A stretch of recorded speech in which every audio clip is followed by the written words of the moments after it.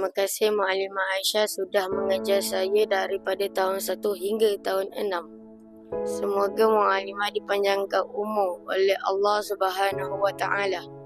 Muallimah jangan lupakan saya tau. Saya sayang Muallimah.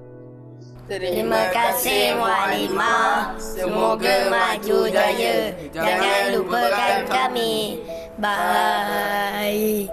Terima kasih Muallimah. Maafkan kami. Semoga sihat selalu. Kami sayang Muallimah. Muallimah jangan lupakan kami. Doakan kami berjaya dunia dan akhirat. Terima kasih Muallimah. Kami akan selalu ingat jasa-jasa dan kenangan bersama Muallimah. Semoga Muallimah sihat selalu, bahagia selalu dengan keluarga tersayang. Terima kasih Muallimah. Kami sayang Muallimah. Terima kasih Muallimah Aisyah kerana sudah mengajar saya daripada tahun 1 hingga tahun 5. Semoga Muallimah Aisyah panjang umur, sihat selalu dan murah rezeki. Dan jangan lupakan saya tau Muallimah Aisyah. Saya sayang Muallimah Aisyah. Terima kasih.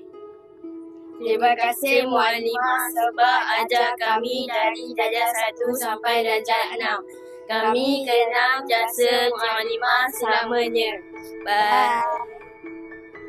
Maafkan salah silap kami, murid-murid Johor Jaya 1. Semoga Muallimah terus cemerlang di tempat baru.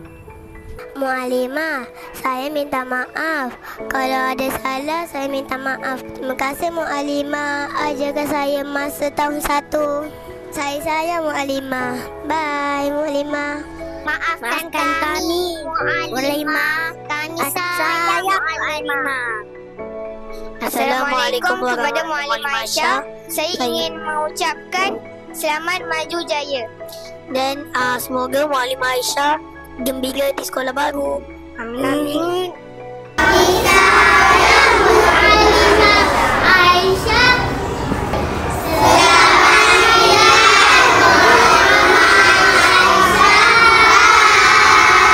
We had something, but now you're gone.